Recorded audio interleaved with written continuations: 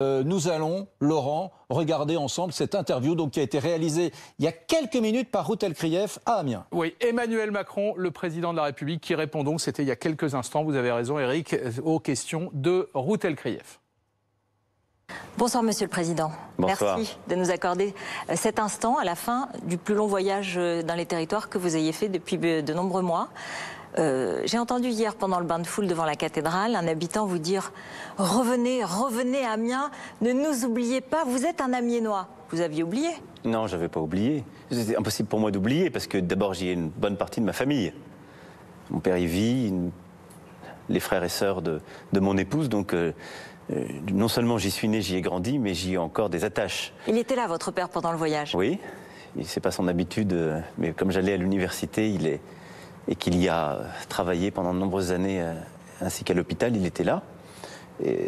Mais c'est une ville qui m'est chère, où j'ai mes attaches, mes sentiments, des souvenirs, beaucoup. Des bons et des moins bons, comme dans toute adolescence. Oui, mais je dois dire que peut-être c'est par tempérament, je me souviens plutôt des bons. J'ai un bon souvenir d'Amiens. Après, c'est une ville comme plusieurs adolescents de province.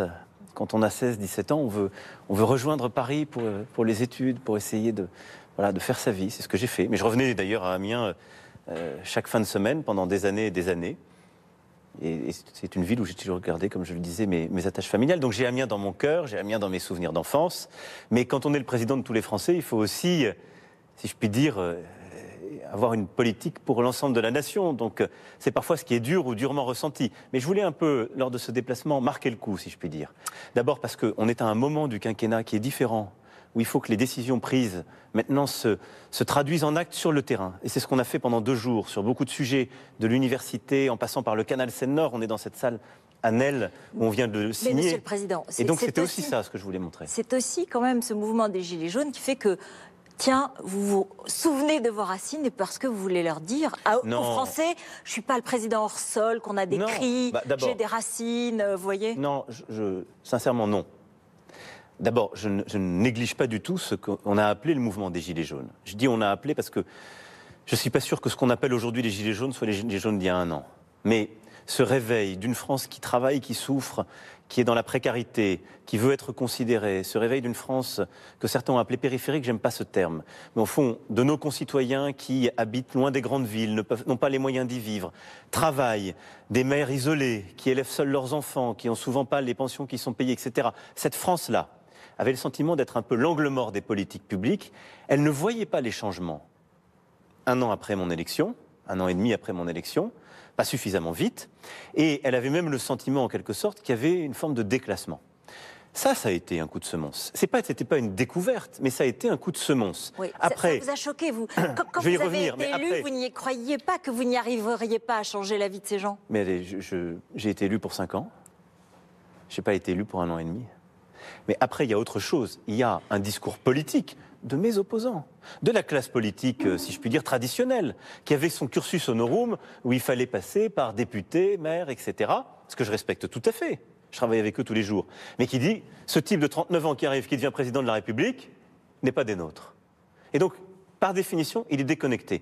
Pardon, mais s'il fallait être maire ou député simplement pour être connecté, nos maires sont formidables, j'ai travaillé avec eux pendant des mois, je travaille avec eux au quotidien.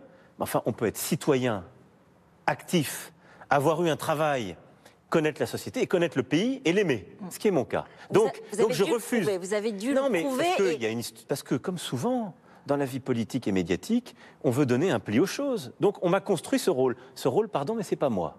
C'est pas moi ce rôle. Donc il y a une crise, elle est profonde, elle touche le pays, c'est cette réponse qui est importante. Il y a après une espèce d'hologramme qu'on a voulu faire, pour reprendre d'autres références politiques. Moi, j'ai jamais fait d'hologramme, mais on m'en a fait un, sans que je le demande. Cet hologramme, c'est pas moi, par semblant, pas de chance. Donc c'est tout. Mais les gens, après, me découvrent progressivement. Quand les gens me découvrent, me voient, me connaissent, sont au contact, ils voient bien que c'est pas ce qu'on leur a dit, c'est ce que j'entends souvent. Donc il faut continuer cette tâche, ce contact. Après, ce que notre pays a vécu. Ça a été un réveil, je l'ai souvent dit, qui vient de loin. D'abord, tous les pays, regardez, toutes les démocraties occidentales, elles vivent une crise. Elles s'expriment par la montée des extrêmes, par le doute, par des chocs politiques, par des sorties de l'Europe, par des votes qui étaient inattendus. Je crois que dans notre pays, elle s'est exprimée de 2 manières. l'élection présidentielle de 2017 et en effet le mouvement que nous avons connu qui continue à être là. C'est-à-dire, au fond, dans les deux cas, si je puis essayer de donner mon interprétation, une forme d'esprit de résistance français. De dire, on ne veut plus du système politique tel qu'il fonctionnait. Et donc, la confiance qui m'est faite, et à moi d'être à la hauteur dans le temps qui vient. Et on ne veut plus de cette société, de cette économie qu'on ne comprend plus, on ne trouve plus nos repères. Et c'est ça ce qu'on est en train de rebâtir. Je pense, moi, qu'une partie des réformes, même les réformes que j'avais faites, que le gouvernement a mises en place au début du quinquennat, elles sont tout à fait en ligne avec ce que les Gilets jaunes voulaient, et ce que cette France moyenne voulait.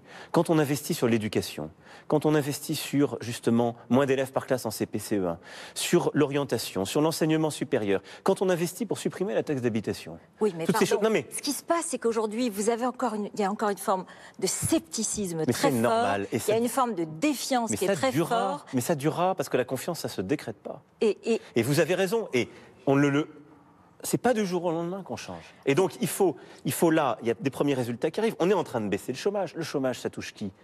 Justement, cette France-là, qui est la plus précaire, qui veut...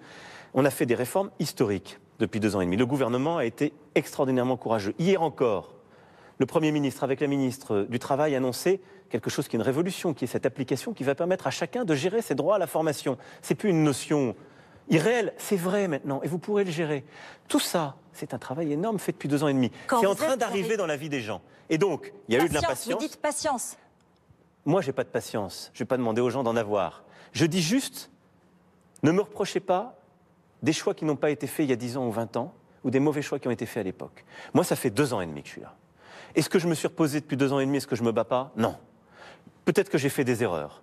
Sans doute, j'espère, j'ai fait des bons choix. La plus grosse, ce serait quoi? Celle qui a déclenché, ça a été la taxe carbone, de ne pas voir qu'il fallait une transition et qu'il fallait aider les classes moyennes et les classes populaires.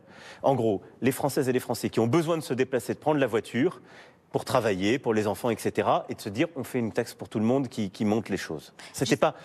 Je pense qu'on a... C'est ma faute d'ailleurs, c'est moi. Vous avez manqué de capteurs, vous avez manqué d'antennes, vous avez manqué... Mais si tous les gens qui... Attendez, c'est marrant cette affaire. Il y a plein de gens qui ont des capteurs après coup. Vous savez, comme je dis souvent, il y a plein de gens qui gagneraient au tiercé une fois le résultat des courses données. Donc moi, je prends tous les conseils. Là, je vois ces derniers temps, là, comme on fait les 1 an, il y a plein de gens qui disent, moi je l'avais dit, etc. Pardon? Alors... Enfin, au moment donné, qui le disait? Personne. Des nouveaux entrants dans la vie politique au vieux briscard. Parce qu'on n'a pas vu cette chose qui est remontée, ce mouvement profond. Ce que vous aviez... Moi, je l'ai affronté dans sa réalité, épousé, si je puis dire, avec des moments difficiles, avec des moments de réconciliation, avec des moments où on a ouvert des brèches. Mais ma responsabilité, c'est de l'avoir pris, si je puis dire, en main, de ne pas l'avoir nié, de le respecter, de continuer à respecter cette demande profonde, mais de ne pas non plus tout y céder. Et donc, on a pris des mesures importantes, on le dit souvent, 17 milliards d'euros cette année. 17 milliards d'euros qui sont des mesures très cohérentes avec la stratégie du gouvernement, très cohérentes, qui sont des accélérations de mesures qu'on devait prendre, et qui sont toutes des mesures qui vont dans le sens du mérite et du travail. Monsieur on redressera notre mérite par le mérite et le travail. Et pourtant, le 5 décembre prochain, il y a des gens qui vont descendre dans la rue, et il y a sans doute des infirmières, des surveillants de prison, des gens des transports publics, des policiers, des pompiers. Tous les jours, il y a une nouvelle catégorie qui annonce qu'elle va descendre dans la rue. Et apparemment, ça se présenterait déjà comme une journée, au moins une journée de blocage, peut-être des semaines de blocage pour la France. Alors, c'est simple. Nous avons une réforme des retraites qui est un engagement que j'ai pris devant les Françaises et les Français. Je l'ai expliqué en campagne. Bâtir un nouveau système, par points, qui préserve la retraite par capitalisation, par répartition, pardon, c'est-à-dire comme nous l'avons... C'est un lapsus, hein. C'est un lapsus parce que... Vous auriez peut-être aimé faire une retraite par capitalisation? Pas du tout, au contraire. Et d'ailleurs, beaucoup de gens qui aujourd'hui s'opposent ne se rendent pas compte que c'est ce qu'ils sont en train de privilégier. Donc c'est une retraite par répartition que nous préservons. Qu'est-ce que c'est? Les gens l'oublient, hein. Les gens l'oublient. La retraite par répartition, ça veut dire que ce sont les actifs qui payent la retraite des retraités.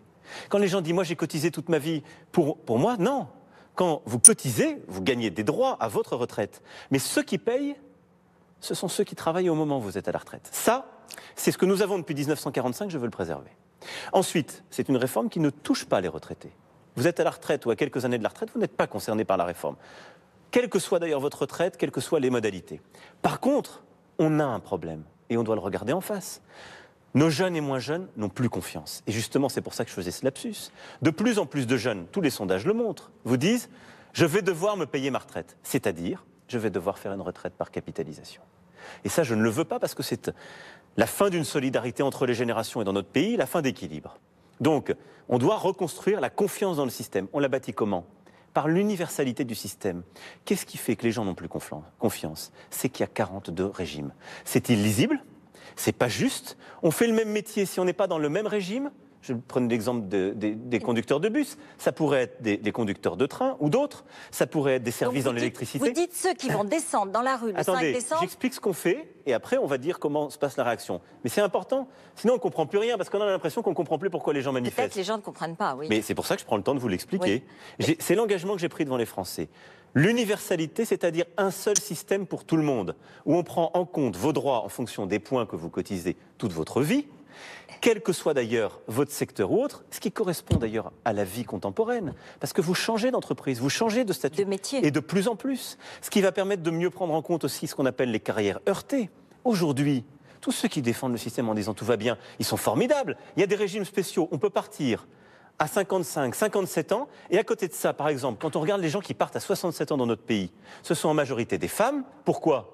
Parce qu'elles ont de la décote sur leur retraite jusqu'à 67 ans à cause des carrières heurtées. C'est injuste. Pourquoi est-ce que les Français ne l'ont pas encore compris et pourquoi ils s'apprêtent en partie parce que certains ont peur du changement et d'autres n'en veulent pas. Bon. Donc, ce que j'explique, c'est cette réforme, elle est essentielle pour rebâtir la confiance. C'est une réforme qui est juste, système universel. C'est une réforme où je veux aussi, et parce que les Français ont peur, à juste titre, parce qu'ils se disent, on nous parle tout le temps de réforme des retraites. Non. Là, ce n'est pas une réforme comme les autres, on bâtit un nouveau système. Oui. On mettra dans la loi la garantie du niveau de la retraite, ce qui est pour moi très important, parce qu'on ne peut pas ajuster le système en baissant les retraites. Je ne veux pas que les retraites de nos jeunes de demain, ce soit la baisse. Ça, on le mettra dans la loi comme une règle d'or. Et ensuite, on va sortir d'un système où il faut changer la loi tous les 3-4 ans. On mettra en place tous les partenaires sociaux, des parlementaires, qui auront chaque année à prendre les décisions sur la base d'une autorité indépendante qui nous dira voilà comment la population évolue, voilà comment le travail évolue, voilà comment pour équilibrer notre système, et donc pour que les actifs payent bien la retraite de nos anciens, avec les choix que la société fait, le système peut avancer. Donc voilà la réforme vers laquelle on va. Alors, ce qui crée de la résistance. Qu'est-ce que vous dites à ceux qui vont descendre dans la rue ? Vous avez dit tout à l'heure que c'est de la défense des régimes spéciaux. Oui, c'est quoi ? C'est des corporatistes qui descendent dans la rue ? Vous voulez les séparer du reste de la population française ? Je ne stigmatise personne. Je ne stigmatise personne, je pense que c'est une bonne réforme. Maintenant, on doit en finir par la concertation, les modalités. C'est une réforme où moi je vais être simple. 1, elle doit être juste et claire pour tout le monde. 2, elle doit mettre totalement à part les retraités qui sont aujourd'hui déjà à la retraite. 3, elle doit permettre de clarifier la durée de cotisation ou l'âge de référence où on part. Et ça dépend des travaux du corps et des discussions qui seront dans les prochaines semaines, parce qu'elle doit être aussi une réforme de responsabilité. On ne peut pas dire aux gens, c'est un système qu'on construit en déficit. Aujourd'hui, il est en déficit. Donc ça veut dire concrètement qu'on partira en plus tard. C'est simple, les retraites. On partira à la retraite en plus tard. Soit vous baissez le niveau des retraites, je suis contre cette option. Soit vous augmentez le niveau des cotisations. Mais c'est simple, ça nuit au travail.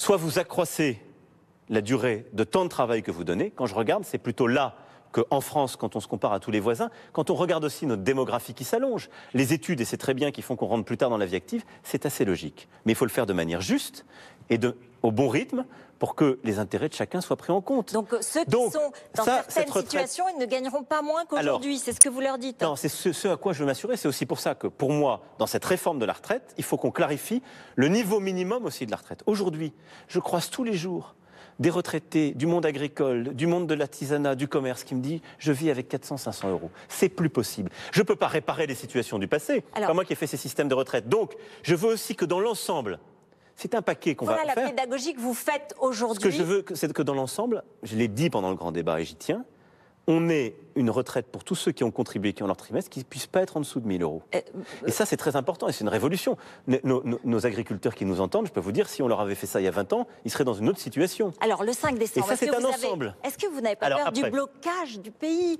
On dit un jour, on dit 3 semaines, on dit... Je ne suis pas là pour avoir peur. Je suis là pour prendre mes responsabilités, dire à nos concitoyens quels sont les choix de la nation, entendre les craintes, mais aussi expliquer pourquoi on le fait. Donc, et prendre à témoin l'opinion publique ? Je suis je n'ai pas l'habitude de prendre à témoin, je parle aux Français. Ce n'est pas prendre à témoin l'opinion publique. Je dis ce qu'on fait et pourquoi on le fait. Aujourd'hui, le système ne tient plus. Il ne tient plus parce qu'il n'y a plus de confiance et il ne tient plus parce que, ça a été dit hier au Premier ministre, on a un besoin de financement entre 8 et 12 milliards d'euros d'ici à 2025. Donc, on doit aujourd'hui, de toute façon, changer les choses. Je ne suis pas favorable à bricoler et à changer un système qui n'est pas juste, dans lequel on n'a plus confiance, pour juste dire aux gens, on va bouger l'âge légal de départ à la retraite. J'ai exclu cette réforme. Donc vous ne reculez pas, vous ne changez rien et vous avancez. Il nous faut faire cette réforme de justice, d'universalité, d'équité, de responsabilité, qui est préparée depuis 2 ans par Jean-Paul Delevoye, avec des concertations partout sur le territoire. Il faut en faire la pédagogie et il faut regarder qu'est-ce que le 5 décembre dans ce contexte. Le 5 décembre, c'est d'abord la mobilisation qui est légitime de travailleurs et travailleuses d'entreprises qui aujourd'hui bénéficient des régimes spéciaux les plus favorables. C'est eux qui ont dit « nous on ne veut pas de ça ». Parce que c'est vrai qu'ils sont les plus loin de cette réforme. Donc il y a une discussion qui est en cours. Moi je les respecte et j'entends ce qu'ils disent. Mais concrètement, il faut qu'ils soient dans la société. Ces systèmes ont été inventés à une autre époque et créent beaucoup d'injustices. Donc maintenant dans la discussion, ils vont protester. C'est une chose. Moi, je le respecte, c'est la liberté d'expression, c'est le droit de grève. Maintenant, il y a une discussion qui est en cours, et elle va se poursuivre. Il faut qu'on leur donne de la visibilité sur comment on fait la transition. C'est ça leur question. Qu'est-ce que ça veut dire, la visibilité sur comment on fait la transition ? Vous engagez une forme de bras de fer avec eux ? Mais le bras de fer, c'est pas moi qui le fais. Moi, je me suis engagé devant nos concitoyens pour un projet. Et donc vous ne le changez pas ? Le gouvernement, mais le projet, il a été modifié de nombreuses fois par le travail de Jean-Paul Delevoye, les concertations. Donc il a une plasticité. Mais son objectif doit être le même. Ils disent qu'ils vont perdre de l'argent. Non, ils vont devoir évoluer. Parce que on a construit ce régime à l'époque où il y avait ce qu'on appelle des primes d'escarbille parce qu'on pilotait le train. Ça n'est plus vrai. Et je le disais, ça n'est plus juste non plus. On a besoin des compétences qu'on a à la SNCF. Les cheminots font un travail. Les cheminots, comme les traminots à la RATP. Vous êtes petit-fils de cheminot. C'est exact. Vous l'avez oublié aussi ? C'est pour ça que je ne l'ai pas oublié. C'est pour ça que je n'ai jamais été dans la stigmatisation. Moi, je suis arrivé dans cette région parce que mon grand-père, il a été muté par la SNCF à Longo, figurez-vous, à quelques kilomètres d'Amiens. Donc je sais ce que c'est qu'un cheminot. Je sais les compétences qu'on a et le trésor aussi d'expertise qu'on a dans l'entreprise. Mais pourtant, ils sont en colère, là. Oui, mais c'est pas parce que vous respectez quelqu'un que vous lui cédez tout. Sinon, on ne dirige plus un pays. Enfin, vous savez, puis on est un pays, on demande toujours à l'État et à la collectivité plus de droits. Mais on ne considère pas qu'en face des droits, il faut des devoirs. Est-ce que vous craignez les violences ce jour du 5 décembre ? Je vous réponds juste sur ces régimes. Oui, mais parce que... Donc il ne faut pas les stigmatiser, il faut simplement dire on doit évoluer. Donc, c'est des choses simples. On ne peut plus embaucher des nouveaux salariés, travailleurs, qui soient au régime spécial. Maintenant, les nouveaux embauchés, ils doivent être dans un nouveau régime, le régime universel. 2, il faut qu'on trouve la bonne transition. Il faut aider les entreprises et leurs salariés, parce qu'au fond, il y a un pacte dans l'entreprise. Donc c'est cette fameuse clause du grand-père, oui, mais c'est-à-dire qu'on ne fait que pour les nouveaux entrants. Non, je n'ai pas dit ça. J'ai dit d'abord, il faut être clair sur les nouveaux entrants.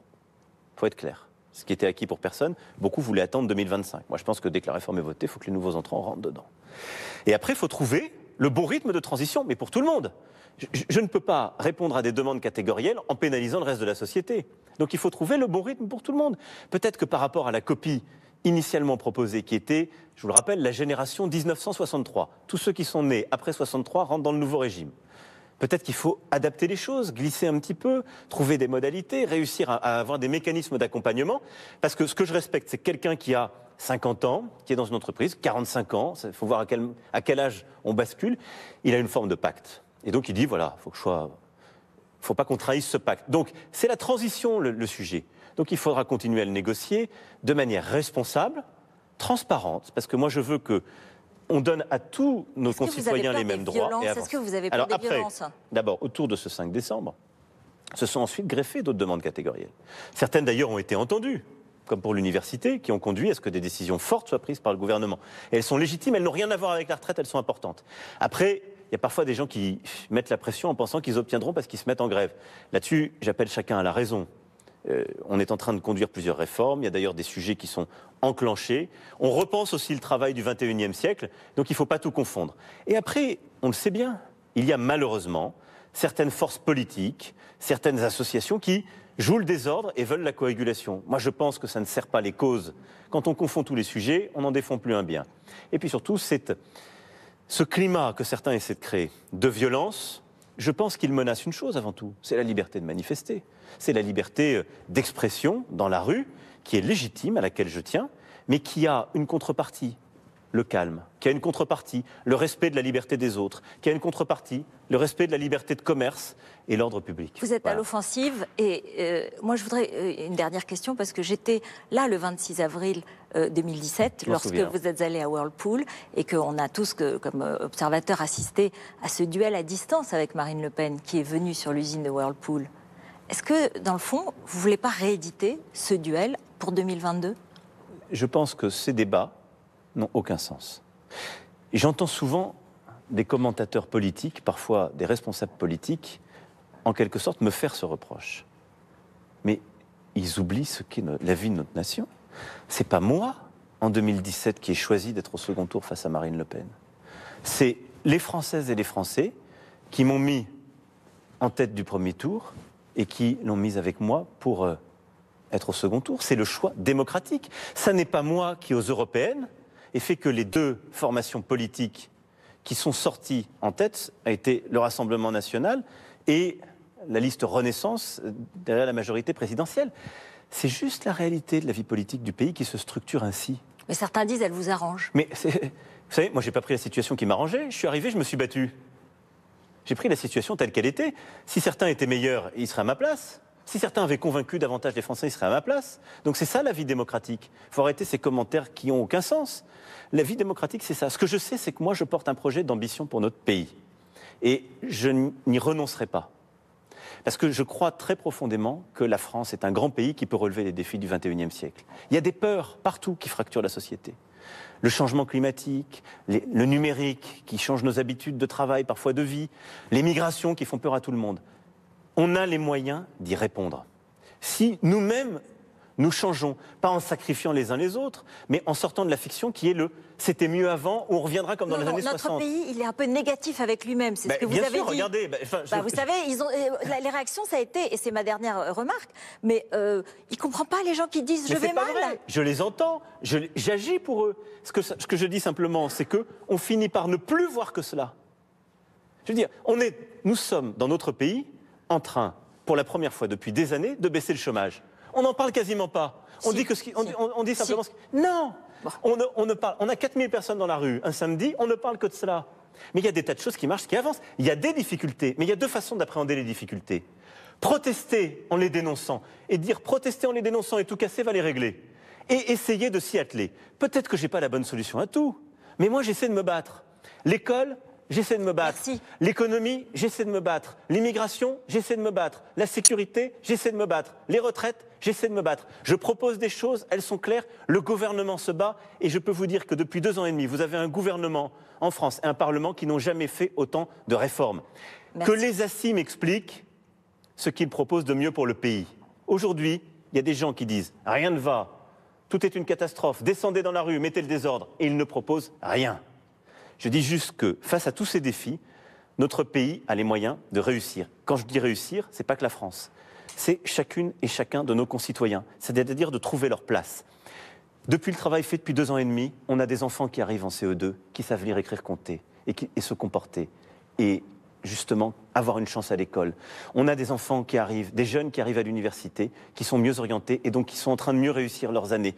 On a des gens qui retrouvent l'apprentissage et l'alternance. Croyez en vous, croyez en vous. Mais je dis, nous devons croire dans notre capacité à relever ce défi. Mais bien sûr. Oui, mais parfois, il y en a qui n'ont pas les capacités. Et on les aide dans ces cas-là. C'est ce qu'on fait. C'est pour ça qu'on a fait aussi un plan pauvreté. C'est pour ça qu'on fait un plan d'accompagnement. Quand je parle de la bataille contre le chômage, on fait des réformes qui peuvent paraître dures à certains.